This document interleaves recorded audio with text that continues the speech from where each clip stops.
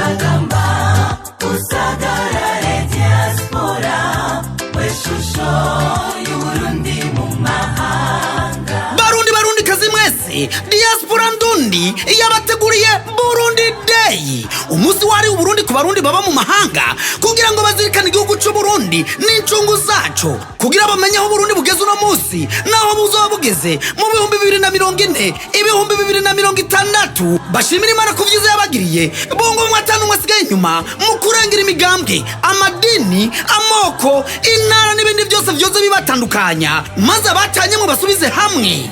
Ku nshuro ya mbere Burundi Day uzohimbazwa ku isi yose kuwa 26 Gitugutu 2024. Abarundi bose mu ntara zose mu bihugu byose bazohura bambaye izera derere canke zirimo amabara y'u Burundi, bafise akadarapo karanga Burundi. Burundi Day uzoba ari n'umunsi wo kwitangira inyubako ya diaspora ndundi. Sidukana niyonka muze twiyunge, twiyubake, twubake igihugu cacu mu gushigikira imigambi ya diaspora ndundi idasinzira, yunze ubumwe kandi y'ibikogwa.